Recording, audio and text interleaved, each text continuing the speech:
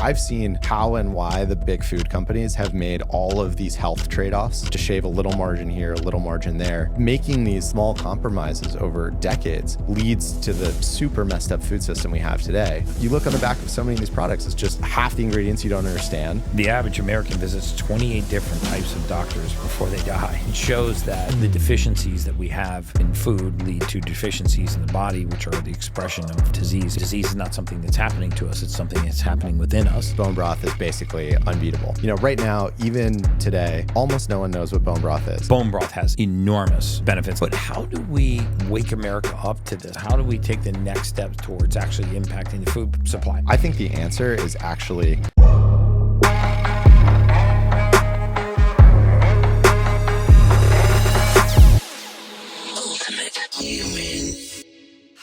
Welcome to the Ultimate Human Podcast. Today we have a remarkable guest with us, Justin Mayers. Justin is a visionary entrepreneur who's made significant strides in both the tech startup and health and wellness sectors. He's the founder of Kettle and Fire, America's leading bone broth brand, and the co-founder and CEO of Truemed, a pioneering company that allows Americans to use pre-tax HSA and FSA funds for health promoting products. Justin is also the author of the best-selling book Traction, a must-read for any startup looking to achieve explosive growth. His passion for health advocacy and functional foods has driven him to create solutions that not only support wellness, but also make it more accessible. We're excited to dive into his journey, beliefs, and the incredible work he's doing. Welcome, Justin, to the podcast. Hey guys, welcome back to the Ultimate Human Podcast. I'm your host, human biologist Gary Brecka, where we go down the road of everything anti-aging, biohacking, longevity, and everything in between.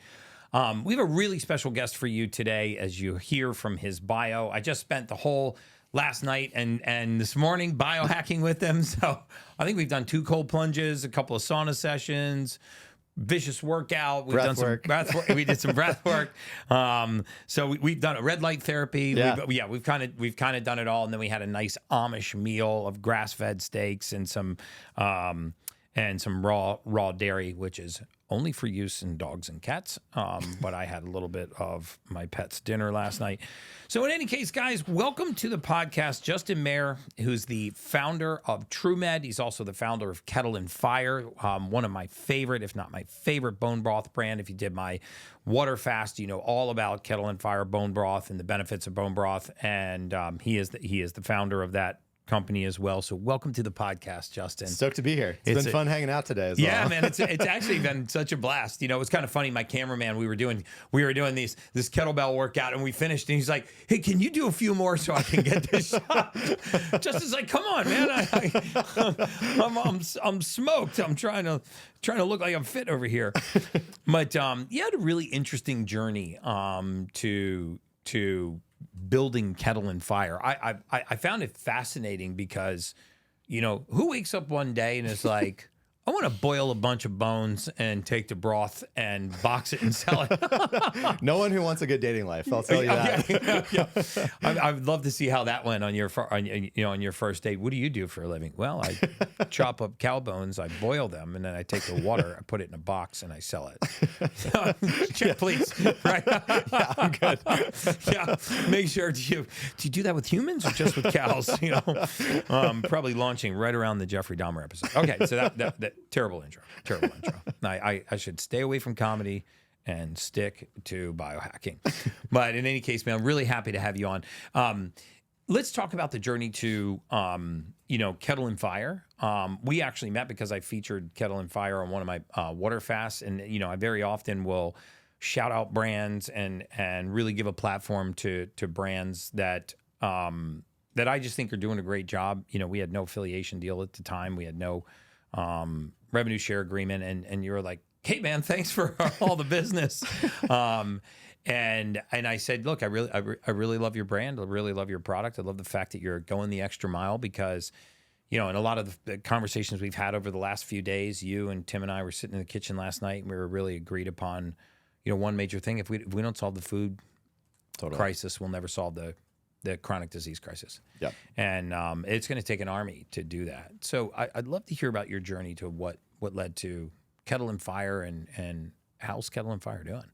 It's going great. I mean, the business has been great. Honestly, it's been, it was going great. And then it really inflected after, you and Dana kind of did your thing late last year. Like Dana's, 82-hour water fast or whatever it was with Kettle and Fire was a huge thing for our business, which was awesome. Yeah. But yeah, I mean, the story really started in college. I went paleo basically in 2011 when no one that I went to college with knew what paleo was. Like I was like, there was a big book that came out around that time. Yeah, Mark Sissons. Mark Sissons. Yeah, exactly. He's a great guy. Exactly. Yeah. And so I was a college student, and all of my friends are like pure, beer, pasta, pizza, like kind of doing that thing. And I was like the weird guy in the fraternity that was not doing this for a bit. And literally after 2 weeks of watching what I eat, eating clean, eating paleo, my sleep was better. My acne went away. Like I just felt like, whoa, this is like a material change in how I'm experiencing life. And it was the first thing that now might sound a little trite or stupid, but it was the first time in my life I was like, what I put in my body actually determines how I feel, my energy, like these different skin and other like biological conditions. And so I kind of had got into paleo then. When I moved to San Francisco, I was doing CrossFit in San Francisco. And in 2015, had a bunch of friends there that were talking about bone broth for gut health, like buy it at this farmer's market stall, do this, here. And I was starting to get into it. And around that time, my brother, I'm the oldest of 7 kids. And one of my brothers, he tore his knee playing soccer and was like, got surgery and was looking to heal. And after talking to my CrossFit coach, they were like, you should send him some bone broth. And so I went online to just buy him some or tell him to buy some in rural Pennsylvania where he was living. And no one was making anything. And so at that time we decided to, exactly. There's the light bulb. And so it was really then that we were like, hey, Nick, my brother, you should skip college and we should start this, what we thought would be like a small kind of family bone broth business. And man, we emailed hundreds of ranchers to figure out. I was just going to say, I don't even know. I'm so curious, like, how do you go about like, hey, you guys got any bones? I mean, like, basically, where does it start? Like, I'm just so like every other business entrepreneur that I have on here, I have a clear understanding of how they started. I wanted to be a fly on the wall in your office when you guys were calling ranchers, and they were like, yeah, we throw those out, Yeah, well, they literally did at the time. I mean, we would talk to ranchers that, had amazing like pastured grass-fed practices, and they were just dumping all of these bones or grinding them up and turning it into like fertilizer. And so our first couple farms, we emailed, they were like, yes, please, like take these off our hands. After a while though, they were like, we understand that this is becoming a market, like people are starting to look for this. But we literally just emailed hundreds of ranchers all over the US. We also had to find a manufacturing partner, which we found when my brother, he cold emailed Mark Cuban and was just saying, I'm a 19-year-old entrepreneur. How do I do this? I love that. I mean, that's ballsy. Super ballsy. Yeah. And Mark Cuban was like, talk to my food person. And that person put us in touch with our manufacturer that we still use today. Wow. So Mark Cuban actually responded to the email. Yeah. That's good. Mark, you are about to get inundated with emails. Yeah. So he basically put us on the path of finding the manufacturer. And, from there, we made our first couple batches. Was it called Kettle and Fire out of the gate? We launched it with a horrible name called Bone Broths Co. Because I bought, I know. Oh my God, that so hurts bad. me, dude. Every marketing entrepreneur right now just got a pain in their ribs. It was so bad. So we couldn't buy bonebroth.com, but we could buy bonebroths.com, which at the time we figured would be good for SEO. This is like how much we were not thinking this would be a massive business. And so we bought Bone Broths Co. And I dumped my life savings into our first production run and was like, well, worst case, I guess I'll have 30,000 boxes of bone broth to drink over my next 10 years of life.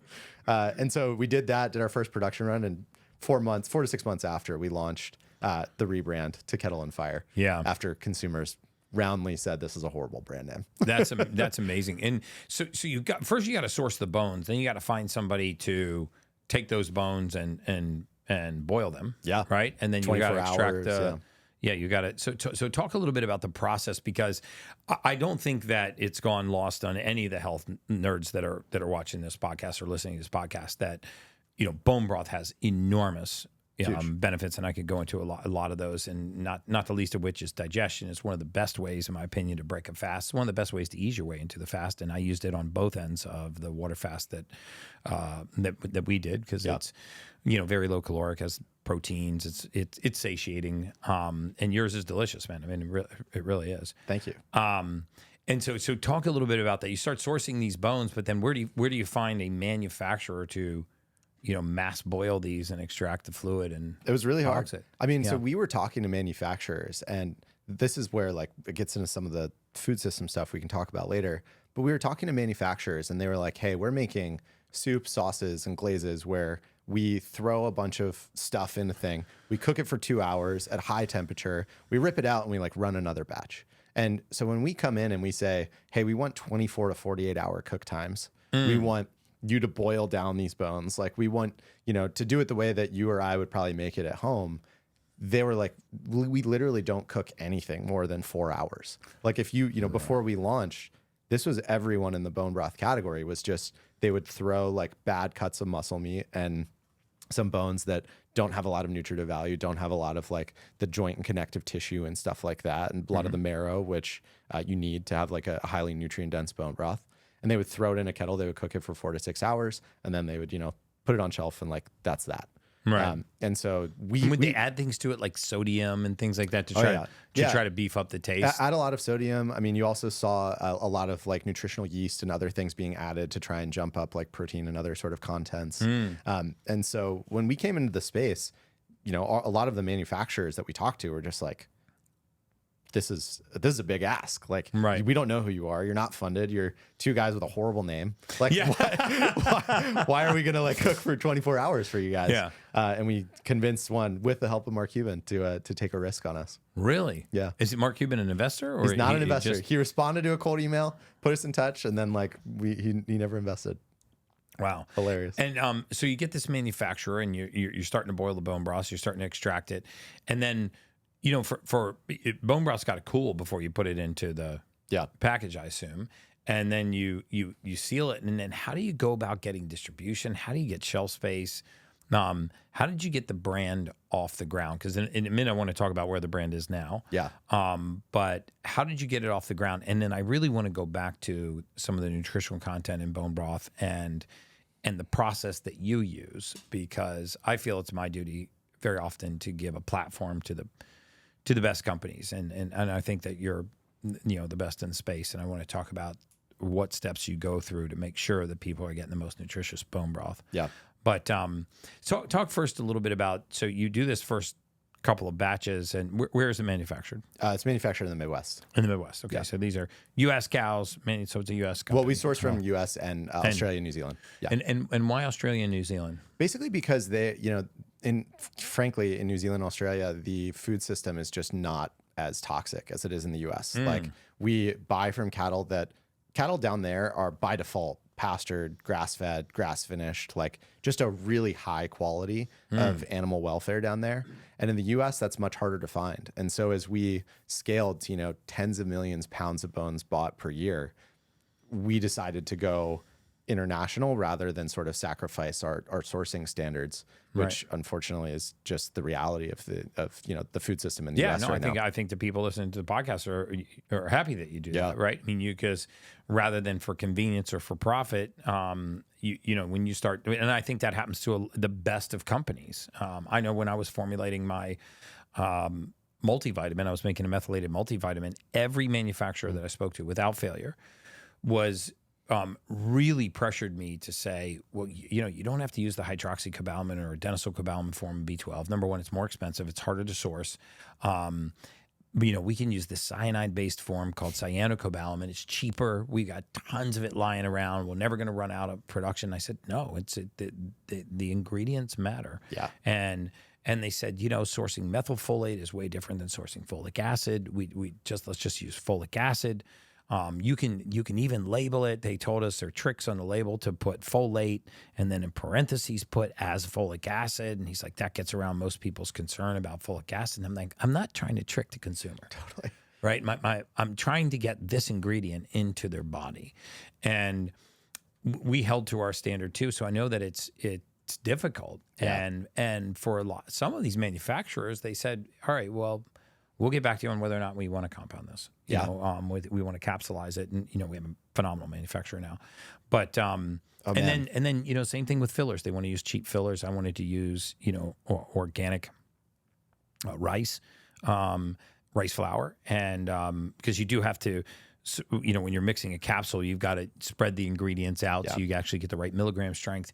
And I think sometimes people that have never gone through that process don't know the intricacies and how much of an absolute pain and chore it is to really build a supplement or a brand like what you guys are building. I remember, so we thought about ingredients, we thought about capsules, we thought about what the capsules were in, whether they were gel or plant sterols or any number of other things. And I had a very specific set of nutrients that I wanted in there. And then the frustration for us was, there's only a certain number of milligrams you can fit in a capsule. And when you push a milligram in, it pushes a milligram out. So if you really want something in, something's got to go. And eventually we solved it by having multiple capsules, but I'm digressing.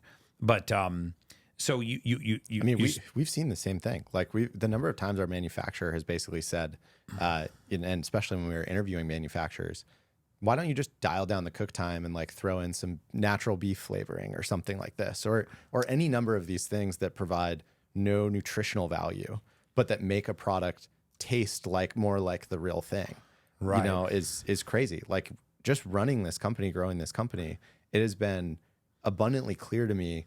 Like I've seen how and why the big food companies have made all of these health trade-offs and, to shave a little margin here, a little margin there, and production time, shelf life, all of these things. And, making these small compromises over decades leads to the super messed up food system we have today, where you have these companies that, are selling frankenfoods that are they're not real foods. They're like not real things, basically.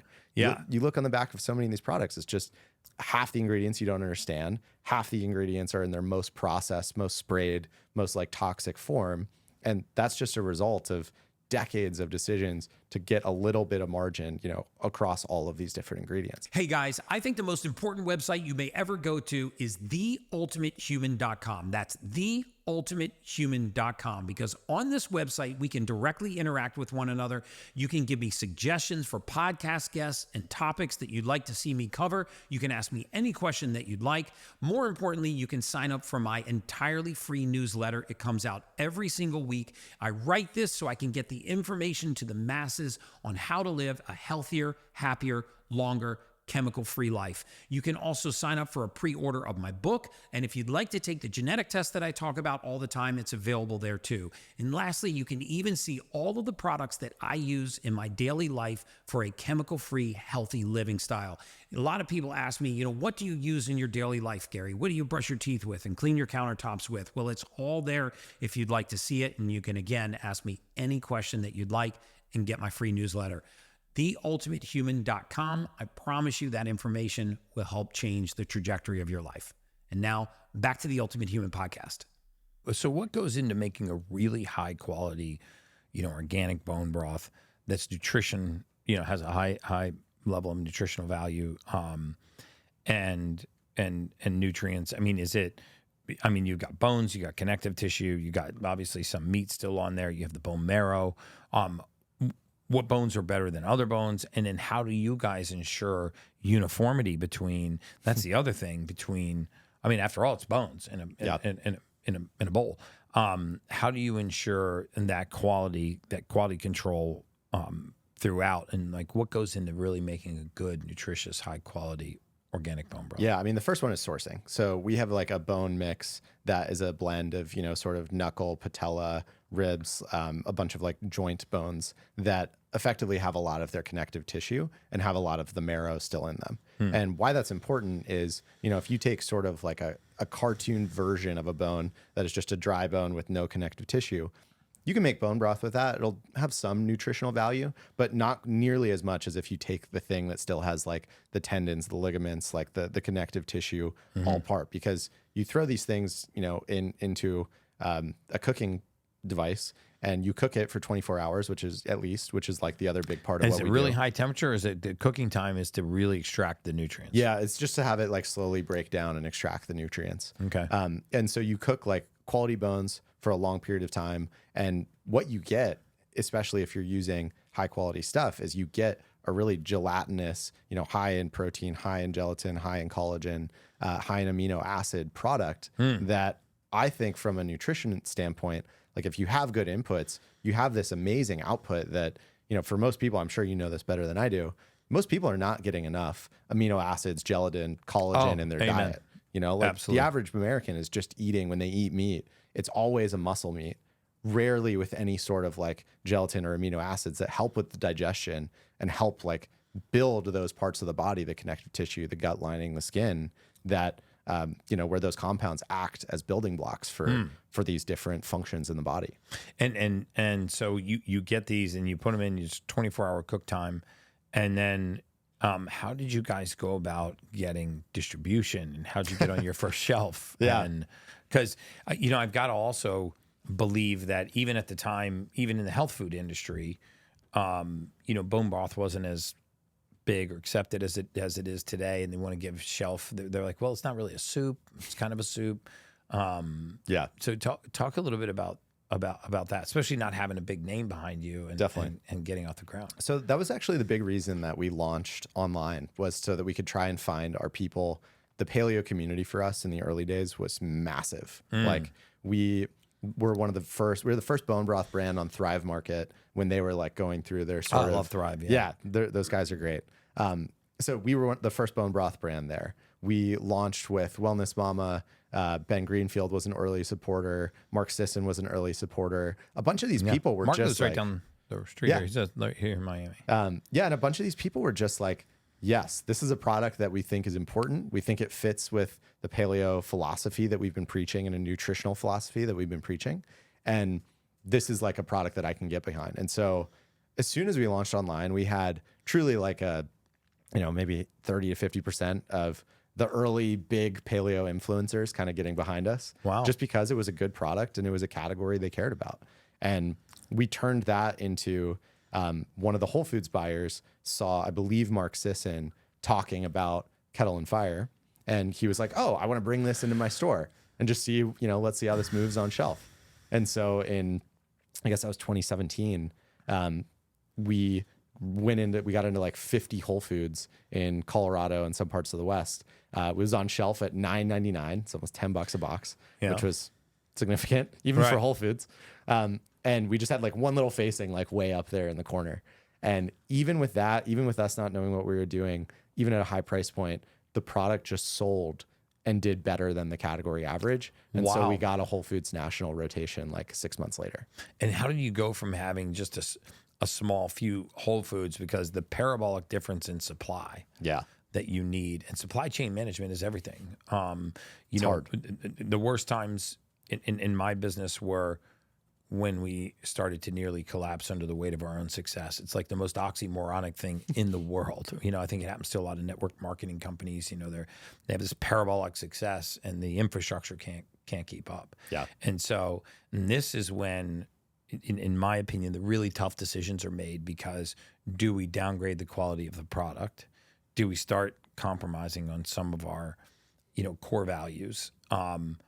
Or do we hunker down and expand with a real manufacturer? Because you just can't go overnight to 10x your production. So what was that like? How did you deal with those choices, and how did you overcome them and eventually supply to somebody like a Whole Foods? Yeah, I mean, supply chain has been a thing that we've spent a ton of time trying to get our arms around. So we've invested at this point millions of dollars in building out, supporting our manufacturing partner, and like building out a real manufacturing line that can support our growth. So you went with the same partner and helped them expand their facility. Exactly. So we got lucky, we worked hard, and we like put a ton of company money into making sure that we could scale, every year, like we could at least double or had the possibility to do that.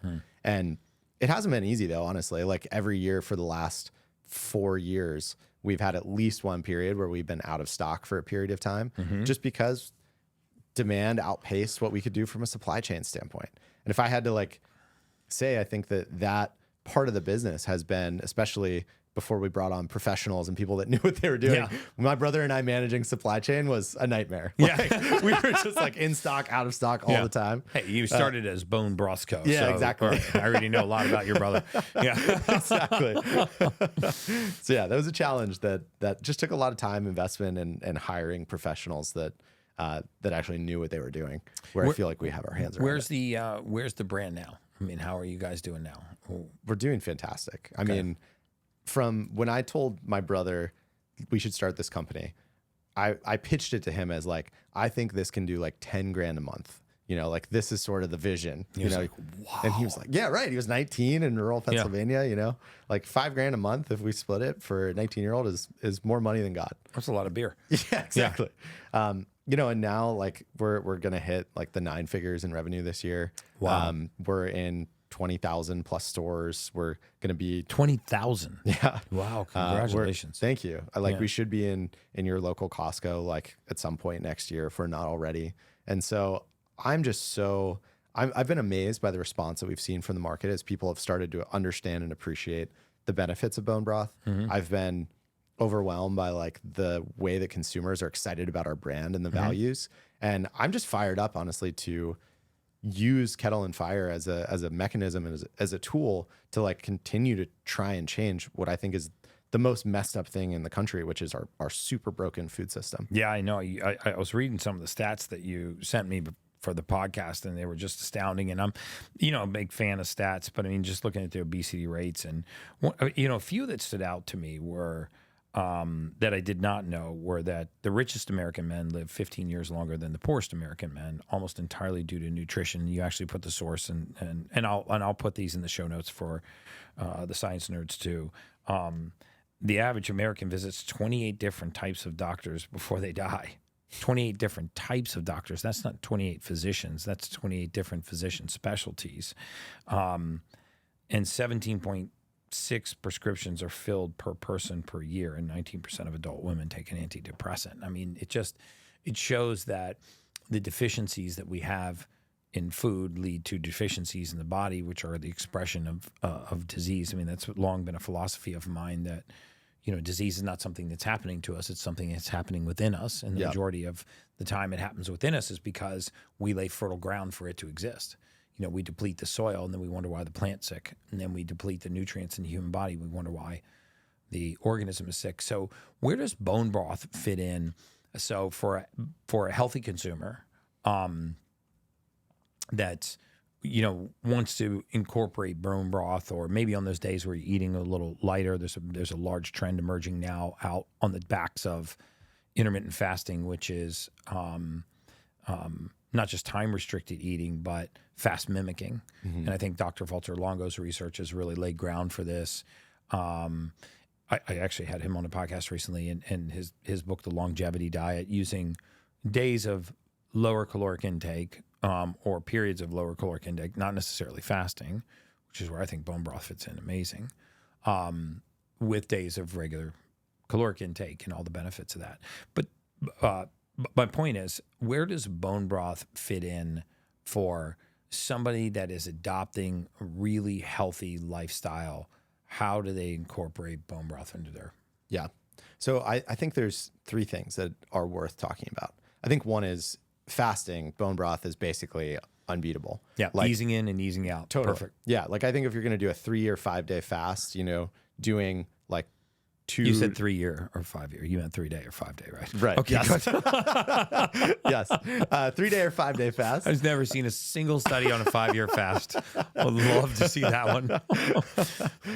But yeah, I think if you are going to do a 3 or a 5 day fast, starting day one and having a box of bone broth or 2 boxes and ending in the same way, I think is basically unbeatable.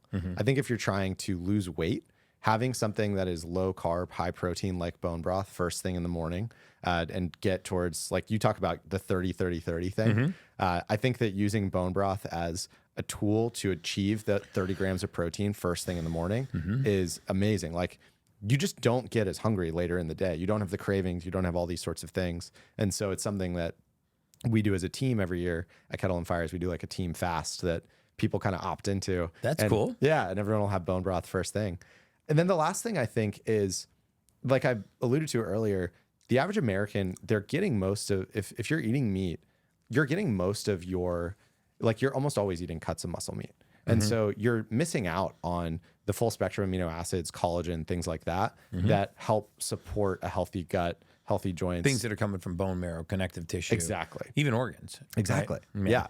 And so I think that, if you look at it, at how humans ate ancestrally and historically, at no point except today, societally, would people only be eating cuts of muscle meat. Like organ meats, bone broths, connective tissue has a long cultural history as part of being part of like the food story of humanity. And I think that people today are just not eating, not eating the organ meats. They're not eating the sweetbreads and like all these sorts of things that people ate historically. And I think bone broth is basically the easiest way to get the glycine, the gelatin, the amino acids, and the collagen into your diet. And so for the continuation of your brand, where do you see your bone broth brand going? I mean, are you adding?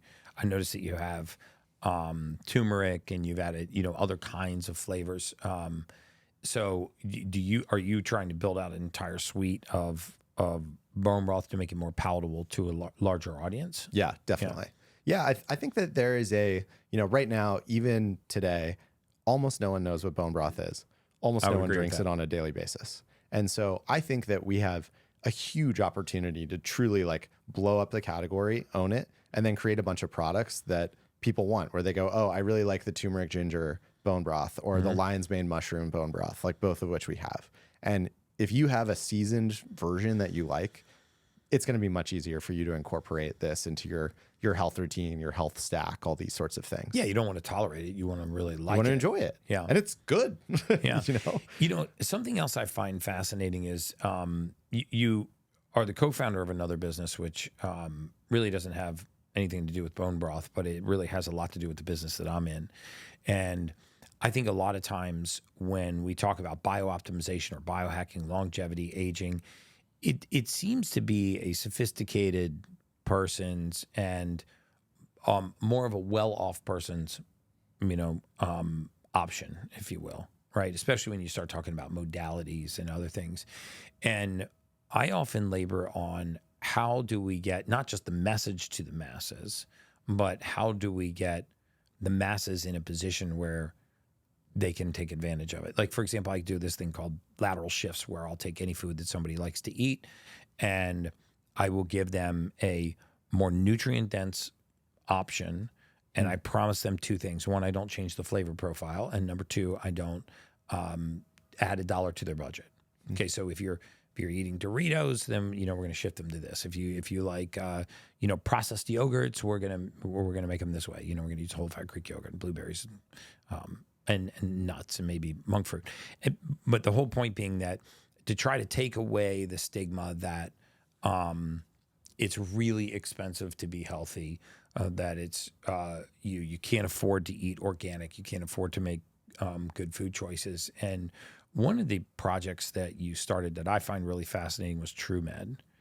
And, this is a way for people to use their health savings accounts, right? Which right now are pretty restrictive on what you can use them for healthcare, and use them for things like nutrition, maybe even some biohacking modalities, and coaching, things like that. So I want you to talk a little bit about Turemed, because these are projects that I think really are going to impact humanity, because you're going to give people access to things with funds they already have. Yeah. That might change the entire trajectory of their life. That's our hope, right? Like why I started Turemed with my co-founder, Callie, is at Kettle and Fire, I was just looking and if you walk into the grocery store and the food that is worse for you is also the cheapest. Right. It's like cheaper to not have a gym membership than it is to have one. And the American healthcare system almost incentivizes people to get sick, because they go, oh yeah, we're not going to spend any money on prevention. Literally less than 2% of the entire healthcare budget goes towards prevention. And yet as soon as you get sick, if you're on Medicare, Medicaid, the American taxpayer will pay $2 million on average to handle like your diabetes per year. And so, per year? Yeah. Wow. It's crazy. And so I think that like these incentives in the system are just so insanely broken. And what we saw with Turemed is that HSA, FSA accounts are Those are health savings accounts. yeah, health savings account, flexible spending accounts. They're these accounts that are super underutilized, but what they do is they basically say that you can use these tax-free dollars to invest in things that treat, alleviate, or prevent a given condition. And given that almost every American, unfortunately, today is either struggling with or at risk of one or more chronic diseases, like it is fully compliant and Americans are eligible to use these dollars to pay for things that, clinically are effective. Like if you have a supplement and you have a methylation, the MTHFR genetic mutation or something like that. And there's a rationale for it. Right. Yeah. Right. Like there's a rationale for it. I mean, supplementing someone with that condition and tying the purchase of that supplement to an intervention is going to do wonders for that individual. Like getting someone to work out for 150 minutes a week just because they can now afford a gym membership, that intervention works better than any pharmaceutical drug that we are aware of today. Like, wow. The recent study came out from it was a meta-analysis of like 16,000 people that were struggling with treatment-resistant depression. And they found that things that worked better than SSRIs for treatment-resistant depression were dancing, weightlifting, yoga, cardio, meditation, just like the whole stack of things that you and I care about that most people, when they think of medicine, don't think, oh, wow, I need to hit the gym for 150 minutes a week. Right. Yet, if you look at the studies, the evidence shows that these sorts of interventions work better than pharmaceutical ones. And our goal with Turemed is basically to drive more and more dollars away from a very, very broken healthcare system that's purely reactive and towards one that actually helps people treat and prevent chronic illness through a litany of like very effective tools, programs, things like that I think you and I are probably on. I mean, what are some of the stats on HSAs, FSAs? I've had them 2 or 3 times throughout my career. Now as an entrepreneur and self-employed, I don't have an HSA or FSA, but I know hundreds and hundreds of people that do. And the majority of them don't use them. Right. They build up cash and, the employers sometimes pay into these. Yep. And, I think they think of them as rainy day funds for an emergency, not just, they like broken ankles, vehicle accident, things like that. They don't think of it as ways to actually supplement their optimal health journey. Right. And so what are some of the things you've seen with Turemed? First of all, if somebody's interested in Turemed, do they go to Turemed.com? Yeah, Turemed.com. And what do you do? Evaluate whether they can use that FSA? Yeah, you can see a list of a bunch of our partners that, like the Pelotons, Athletic Greens, the brands like 8 Sleep, brands like this that we work with, where assuming that someone qualifies, like they'll be able to spend HSA, FSA funds with these brand partners. Wow. So yeah, they can just go to Turemed.com. But yeah, I mean, there's almost 40 million Americans that have an HSA or FSA today. Over 100 million Americans are eligible. There's close to $150 billion in these accounts as a whole. And like you said, they are totally under optimized. Yeah, I don't think that people have a good fundamental, including myself, completely understanding of an FSA or HSA. But I mean, if you have one and you've got a couple $1,000 lying around in there, this might be a way to unlock it for something that's preventative and could really serve you. And what's that process like? Yeah. So basically what happens is someone says, imagine like an intake that someone would do at the doctor. Like, what are your risk factors? What are sort of your markers? Do you have high cholesterol? Do you have a family history of heart disease? Things like this. And based on that, we have a medical practitioner in our network go through and they go, okay, based on your set of risk factors or your specific conditions, you are eligible for X, Y, and Z intervention that treats this underlying disease or condition. Wow. And the intervention that they can prescribe could be exercise, could be improving their sleep via 8 Sleep, could be, a sauna like multiple times, like both the product and a protocol. And then basically they issue something called a letter of medical necessity that says, here is why the justification for this purchase being HSA, FSA eligible, because here are the studies and the research that show this, this thing is eligible and is going to treat or prevent this chronic disease. They issue that, and that makes the purchase compliant. Wow. And then they can go and use their And then they use the card or submit for reimbursement to their administrator. Yeah.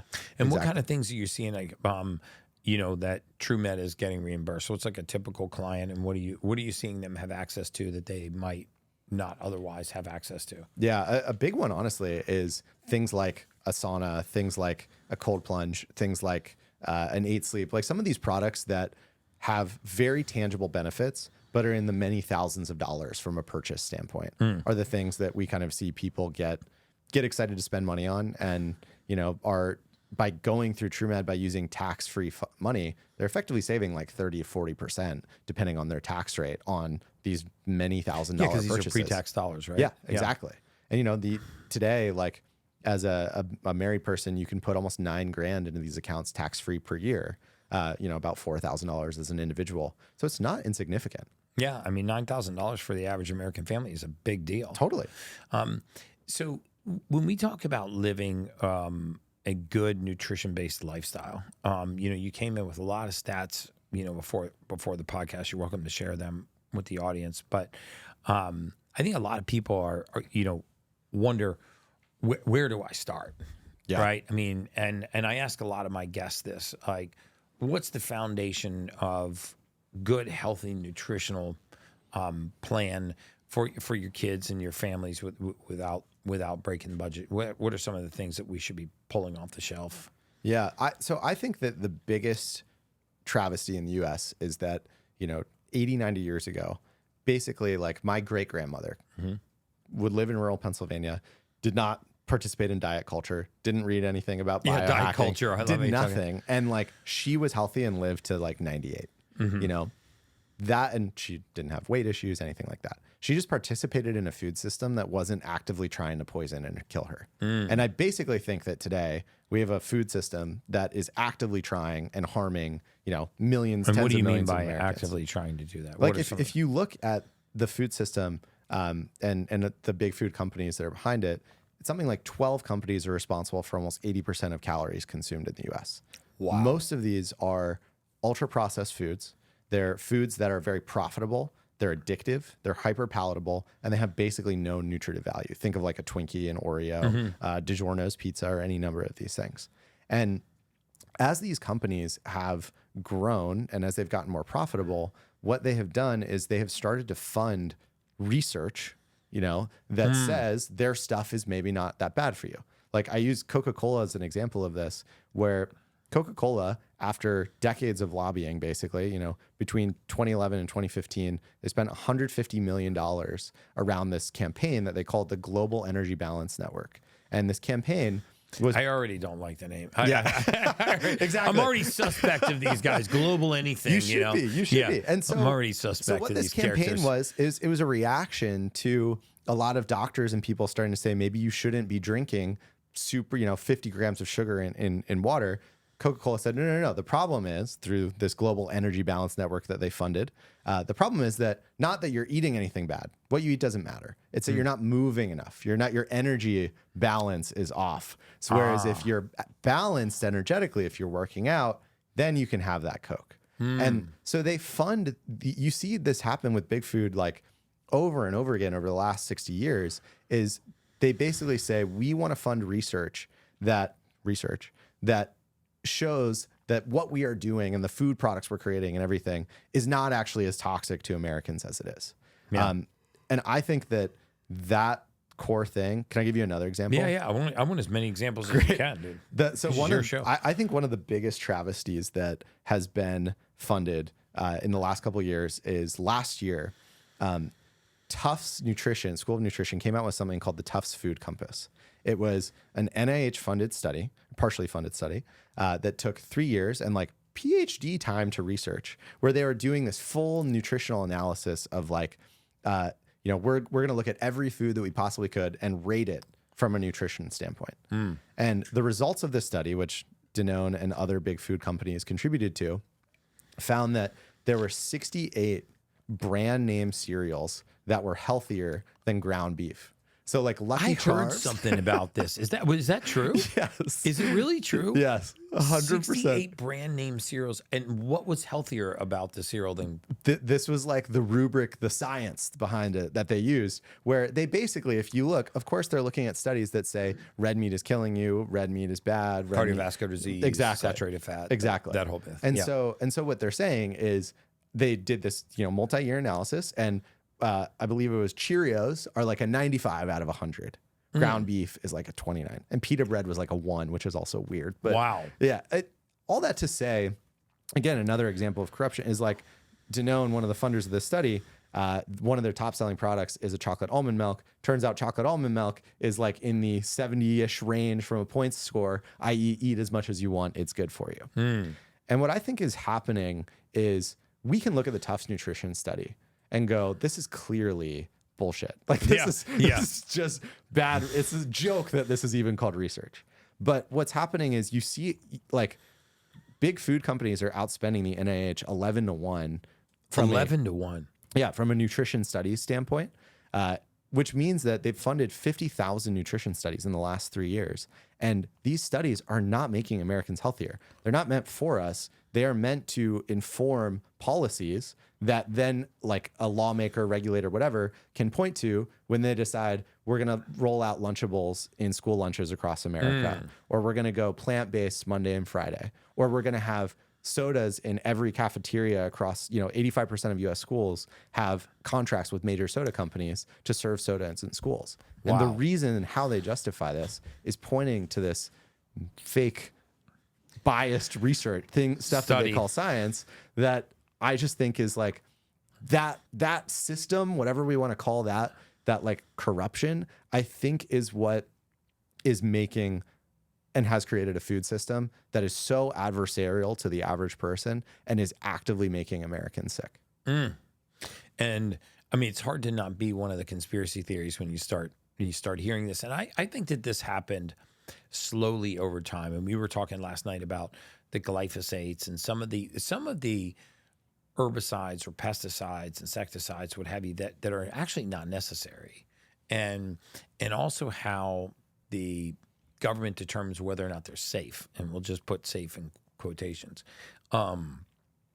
There's a prevailing wisdom that the dosage determines the poison, which I think is true in some things.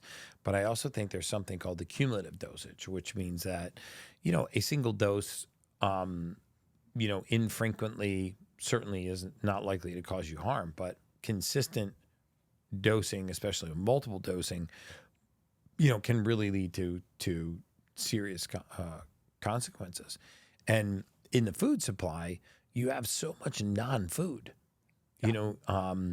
and so talk a little bit about like the glyphosates and herbicides, pesticides, some of the things that you talked about in the report that you sent me, and what kind of effect those are having on our health span. I think that this, what I would broadly bucket in this like environmental toxins bucket. I think that these compounds, glyphosate, atrazine, different pesticides, a class of chemicals, that's sort of like pesticides. There's another class of chemicals called PFAS, or like the forever chemicals that companies are. And what is a forever chemical? It's basically a compound that is bioaccumulative, so your body has a hard time clearing it. And it's a polyfluoral alkyl substance. Your body has a hard time clearing out these substances. And it seems like, data is very early, but it seems very likely that these things have huge negative repercussions, especially on your hormones and other sort of development. Like there was a study I was reading about, which this is so crazy, that showed that pregnant dogs who were exposed to different amounts of these PFAS when they were pregnant, it impacted the likelihood of the fetus that was developing. It impacted the likelihood of that dog to be a hermaphrodite by like a huge amount. It impacted the development of their hormonal system, like how well they slept, their likelihood of being obese or anything like this. And I think that like we already are starting to see some studies around, microplastics being associated with 4.5 times greater risk of heart attack or heart disease. Yeah, the number one killer. Yeah, exactly.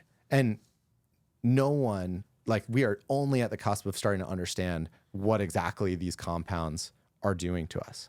Like one quick thing I want to say is I think that the way that regulators approach these compounds, I think is completely backwards, where we are running this large scale America-sized clinical trial of what happens to 330 million people when you introduce these chemical compounds, these pesticides, these, into the food supply, into the water supply, what sort of cross, side effects do you have when you get overexposed to glyphosate and then you get like a nice dose of microplastics? Like, right. we don't know. We're like running the experiment And live. we've done these, and very often we do these experiments in isolation. You know, we just look at one compound, one nutrient, one toxin, if you will, and we don't see a negative outcome in that dose.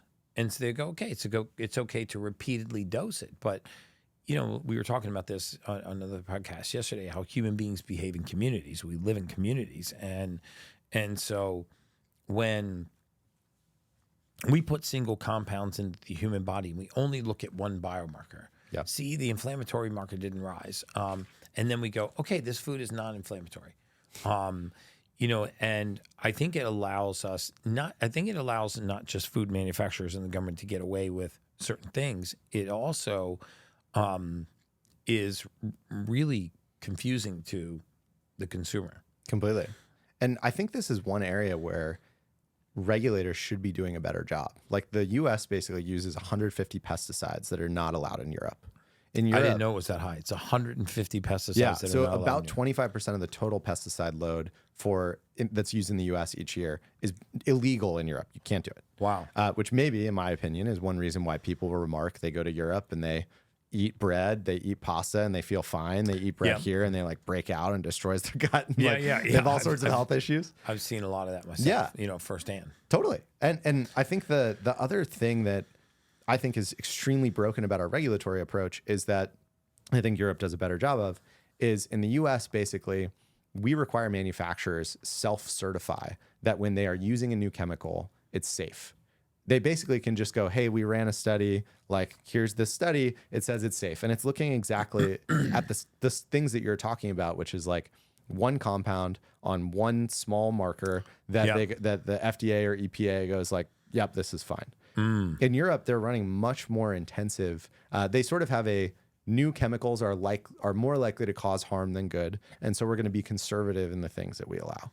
Wow. And I think that approach generally has a lot of wisdom to it. And I think that it leads to Europeans not being anywhere near as poisoned as, you know, the average American is today. Wow. And when you say they're not as poisonous because they're not using these things like glyphosate and other herbicides or pesticides or genetically engineered foods to the same extent that we're using them here. Totally. And I think that's for two reasons. One, the European regulatory bodies are much stricter on new chemical compounds that are being introduced to their food system. The second piece of that is I think that the US, one of the original sins of our food system is that we, like I said, we have like almost 80% of our calories run through about 12 big food companies. And so that is astounding to me. That's still an astounding statistic. And so when you think about why do we need all these pesticides? Why do we need all of this, the PFAS that goes into food packaging? Why do we need all of these things? Well, it's not we don't need any of these compounds to pick a thing of kale and drive it 20 miles into a city center and then sell it like the same day or the day after.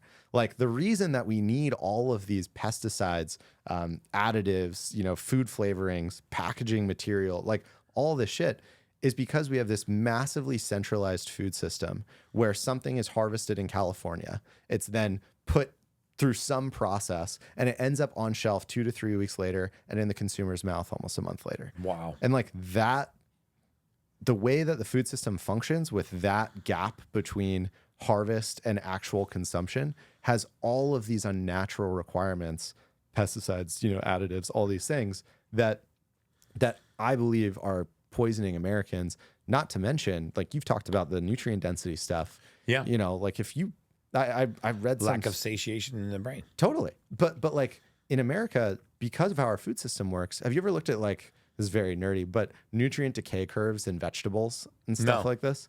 So this one study that I was looking at, it measured basically if you were to pick a leaf of spinach now and then eat it the same day, it has like effectively all of the nutrient. It's about 100% nutrient density. Right. If you pick a leaf of spinach and eat it 5 days later, that is about 70% less nutrient dense than it was when you picked it. Because I know a lot of people buy that stuff in bulk and they just throw it in the crisper drawer and totally they might not use it for a week. Yeah, and I think that this is like, again, one of these huge issues that's in the food system that almost no one is thinking about is not only has our food become less nutrient dense over the last 60 years due to our soils being less nutrient, having fewer minerals and other nutrients in them due to the presence of pesticides, which lead to higher yield but lower nutrient dense kind of crops. Right. But we also have a system that the average crop is like harvested and then eaten something like 2 to 3 weeks later in the US. Most of us have a very difficult time meeting our protein needs, and certain protein sources like whey protein and others can be as little as 20% absorbable. This is 99% absorbable, and it has all of the essential amino acids that the body needs to build lean muscle, to recover, to improve our exercise performance, and most importantly, to repair after we have intense exercise. So this is called Perfect Amino by Body Health. It's, like I said, 99% absorbable. It only has 2 calories. Eventually, the caloric intake has virtually no caloric intake. It will not break a fast. It tastes amazing. You mix it in water. I take this literally every single morning. If you're working out in a fasted state, you have to take a full spectrum amino acid prior to your workout to preserve your lean muscle and make sure that you're recovering properly. And again, it will not break your fast. So the caloric impact is virtually zero. You get all of the full spectrum amino acids. It tastes wonderful. I use it every single day. You can go to bodyhealth.com/ultimate. That's bodyhealth.com/ultimate and look for the perfect aminos. They actually come in capsules if you're on the go, or it comes in several flavors that they make in a powder, which I love. It's flavored with natural means of flavoring, so there's no artificial sweeteners in here.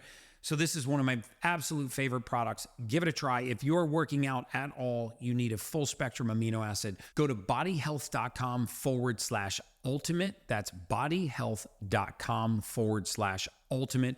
I love their lab tested products. You can actually see the absorption rate for all of their products. They've got great electrolyte protein combinations.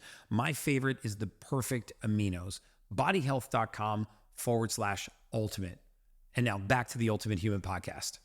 Wow, that's shocking to me. I read that about bottled water, about how stagnant it actually is, and how many months and very often how many years it's actually been sitting in the bottle before you drink it. And there's one of my favorites, the hydrogen water.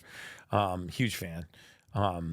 And I was just really astounded by the paucity of nutrition in a lot of water, and the way that the gases are exchanged out of it. Sometimes the mineral content is virtually zero. So whereas you could be hydrating and getting really good, mineral input, you're hydrating in a way that actually is dehydrating you, because you're stripping those minerals, right out of the body, because the water's coming in its unnatural form. It's not flowing in a stream with magnesium and zinc and molybdenum and selenium and sulfur and all of the things that you would find in a running stream. They're essentially, non sources of nutrients, especially when it comes to water. But how do we wake America up to this? I mean, how do we take the next step towards actually impacting the food supply? I mean, obviously Kettle and Fire is doing that. It's going to take some kind of regulatory action at the top to say, hey, we cannot put these things into our food supply anymore. So I used to think that it would take some regulatory action. I'm still hopeful that some will come. But I actually think now that the answer is not to hope for regulators to regulate the existing big players in a very already broken system that I think basically doesn't work for anyone. I think the answer is actually people buying whole foods, buying locally as much as you can. Because just by buying, I mean, we were talking last night about this Amish farm that you... I sourced everything from. Yeah. And how good was it? It was amazing. Yeah, it was amazing. Yeah. And the Amish farm there, not because they're Amish, but just because they're a local farm, has no need for, spraying their crops with a bunch of stuff to make sure it's preserved, making sure that that pests are not going to overeat their monocropped field, which would cost them hundreds of millions of dollars, happens in the Midwest.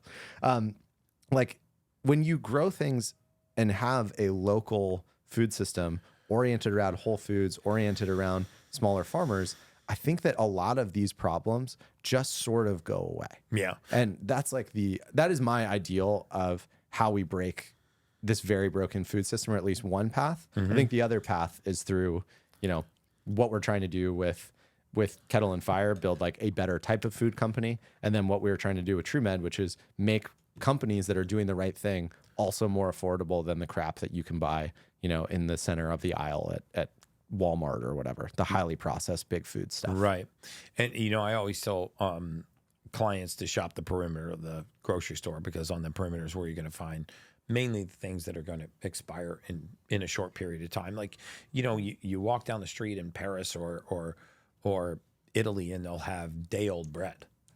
You're like, well, what the hell is day-old bread? Well, it's bread made the way it was supposed to be made, because in 48 hours, you can't eat this anymore. So they cut the price in half the next day. In France, it's actually illegal to sell a baguette more than a day old. Yeah, illegal. Go France, man. They're screwing up a lot of stuff, man, but they're getting some of these things Their food right. system is great. Putin has made it a felony in Russia to grow GMO foods. Wow. So yeah, you can actually go to prison for it. And I know that Italy just banned lab-grown meats. I was reading about their lab-grown meat ban, and some of these other food initiatives that are taking off here.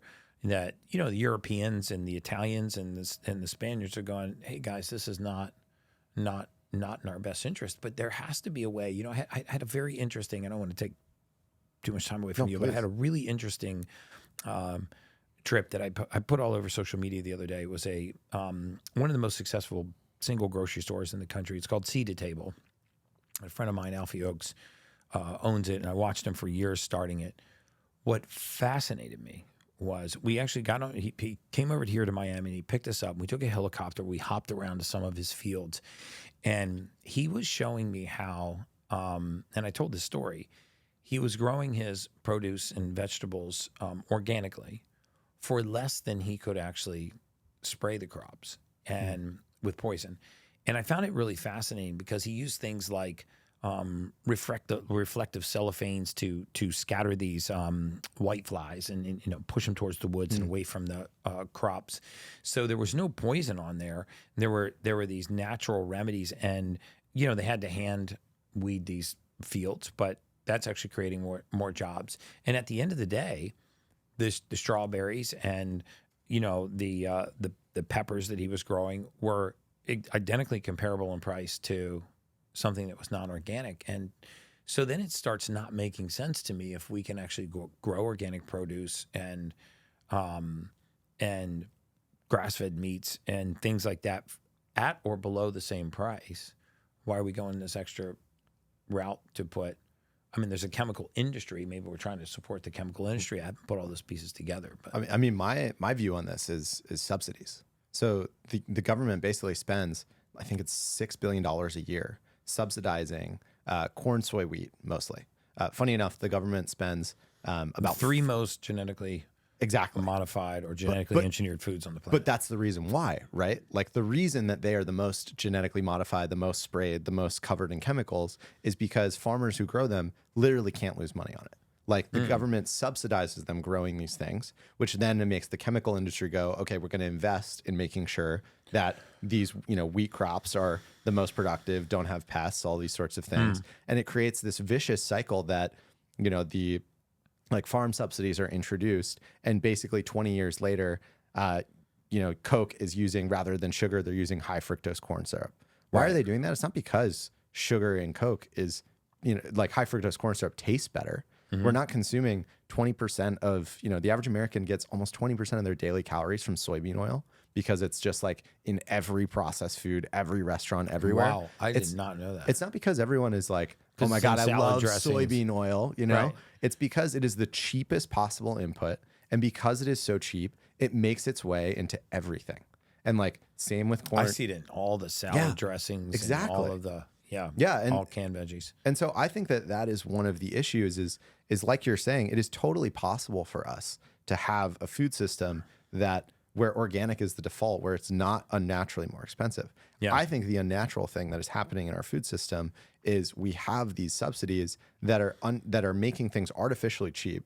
And then once they're artificially cheap, the incentive of all of these big food companies is to put them everywhere in everything. And that's why you see mostly wheat in its most processed form, high fructose corn syrup, soybean, like most of the subsidies that goes towards soybeans, only about 7% of that is for human consumption. The rest goes into soybean oil, cattle feed, or into like other sort of alternative uses. Yeah. So it's crazy. Yeah, it is. It is so fascinating. And I was so inspired by this trip because one of the things, and I know a lot of, municipalities and a lot of grocery stores don't have the luxury of being able to have a farm in close proximity to where they are. I mean, there's rural areas, there's weather issues to consider. But what was really fascinating about this farm visit that I did was I watched the strawberries get picked that morning, go to a facility, get washed and processed, get on a truck, and then drive the hour and a half, 2 hours to the store so that by 1 o'clock in the afternoon, a strawberry that had been picked that morning was actually available on the shelf. And the nutritional value and the value that has for the consumer, and just the difference that that's going to make in their body in a nutritionally dense, food is astounding. It's crazy. So bringing it all back together, Kettle and Fire is, first of all, a brand I'm a huge fan of, and I think bone broth is something people should be incorporating into their daily lives. And Turemed is a way that they might be able to use these HSA and FSA accounts. Is there a possibility that they could use those for food products? At some point in the future, that's our goal. Okay. Yeah. I mean, basically, is to have practitioners be able to link this, the payments from these accounts to actually more nutritious foods. Yes, exactly. Mm-hmm. And we are going to make a big push in the future to make specific medically tailored diets, or, people who are saying you have this chronic condition, you should be allowed to eat X, Y, and Z foods and use tax-free funds to pay for it. That is like absolutely where we want to go as a company. It'll probably take us about a year to get there, I think. Fantastic. No, this is great. Listen, man, I love having guys like you on. I hope that you're going to come back again and sit, and we're gonna run another podcast. I want to keep up with the progress that you're having in Turemed, the progress you're having in Kettle and Fire.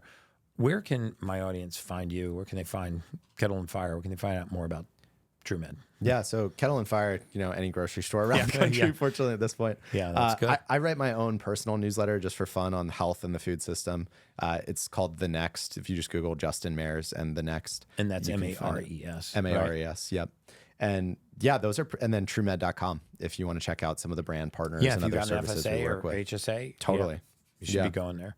Yeah. And where do they find you on social media? I'm at JW Mares on Twitter, and then Justin.Mares on Instagram. Fantastic. I end every podcast by asking all my guests the same question. If you've been watching the podcast, it's coming. There's no right or wrong answer to this, but what does it mean to you to be an ultimate human? For me, it means really being present and grateful and enjoying every minute that I have. And I feel so strongly, to tie it back to my mission in life and why I've started these companies. I feel so strongly that it is so much harder to enjoy your life, to enjoy the present moment that we've all been given, if you're not healthy, if you're dealing with chronic conditions, if you're low energy or any of these things. And I think that today we have systems that are robbing people of the ability to fully enjoy their lives in a healthy present state. And I experienced that for myself. Like, I've had a great time hanging out with you today. Yeah, no, feeling it's been healthy great. And you really are chatting. grateful and thankful. You've been so cordial. You're staying here at my house, and you were super into all the biohacking stuff too. And I love bringing guests and friends and all over, and like eating a good meal and doing breath work and doing all the biohacking things, because I think it just helps us really create a community and get to know each other. But you're definitely practicing what you're preaching. Trying. And I hope you come back on and continue to tell your story on The Ultimate Human. Thanks, man.